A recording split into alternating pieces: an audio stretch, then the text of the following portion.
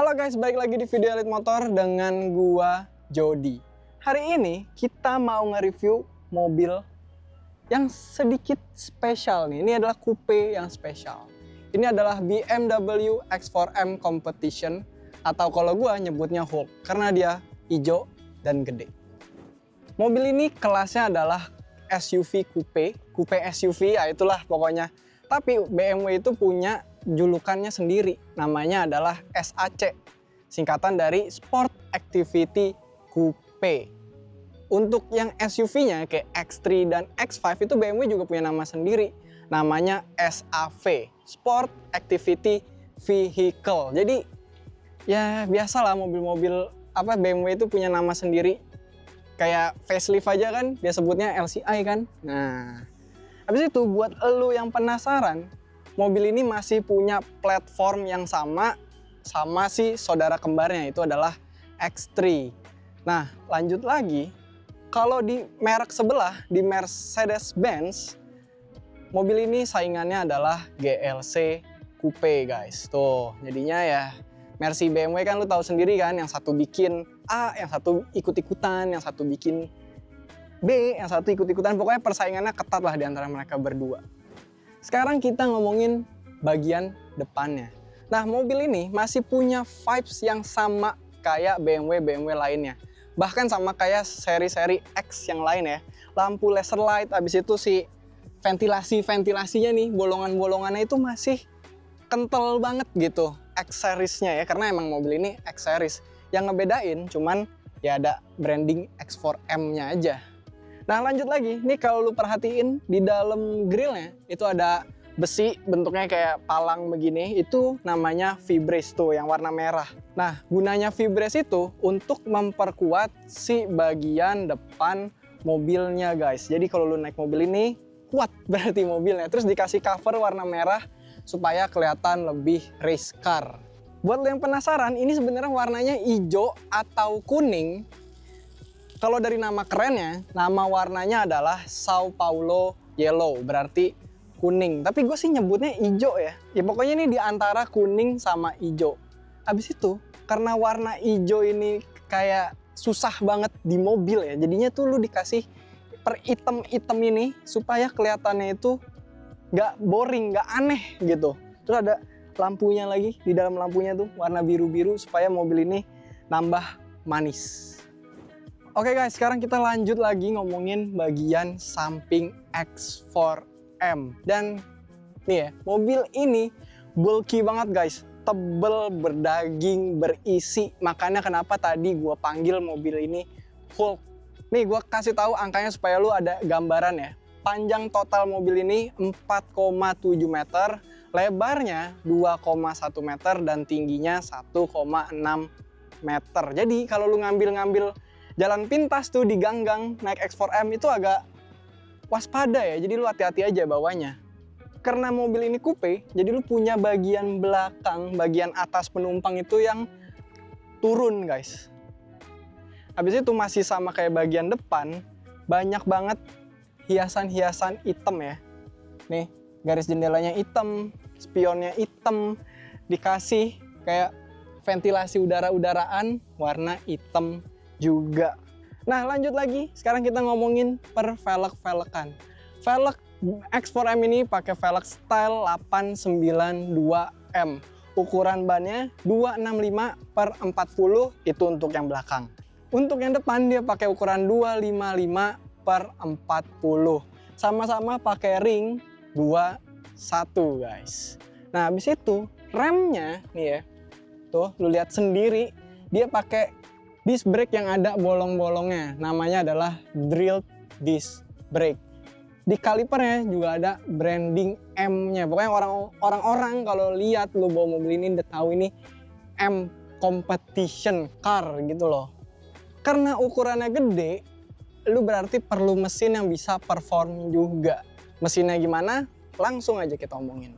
Nah, ini dia mesinnya guys ya. Inline 6 twin power turbo.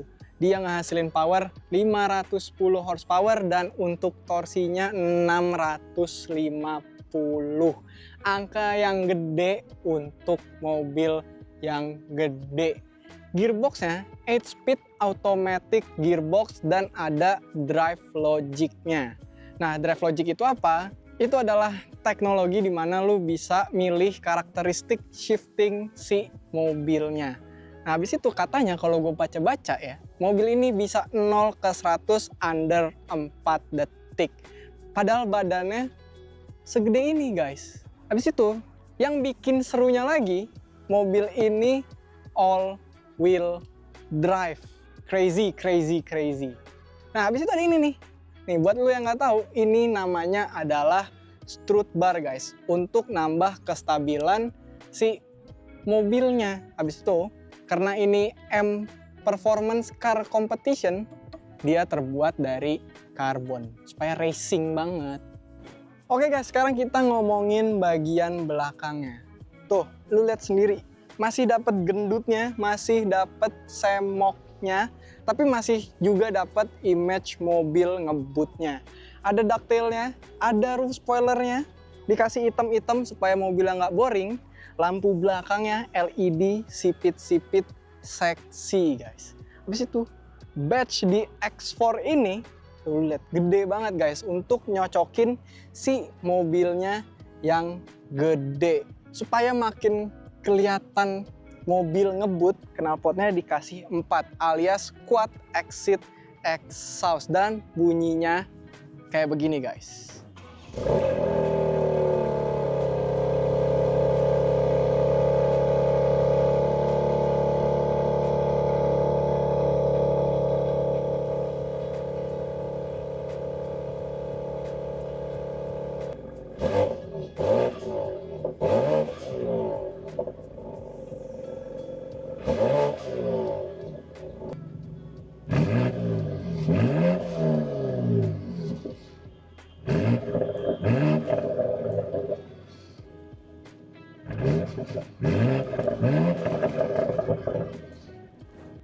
Nah, lanjut lagi. Ini pertama kali gua lihat di BMW ya.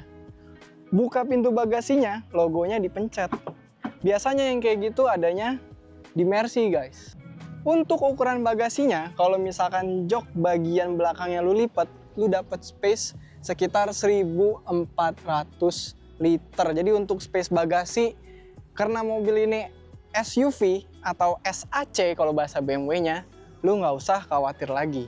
Nah, kalau mau nyimpen barang lagi, lu dapet space lagi tuh di bagian floor si bagasinya. Jadi kurang apa lagi guys.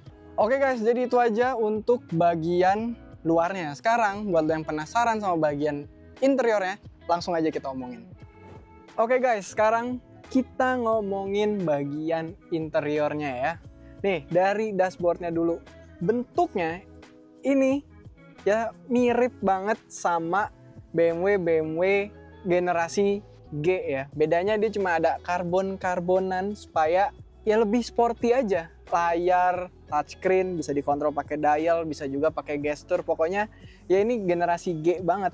Nah, di bagian climate control ya, per AC-AC-an itu lu ada layar kecil untuk nunjukin suhu AC dan fan-nya ya, pokoknya segala macem. Turunan lagi sedikit, set, lu ada branding X4M Competition.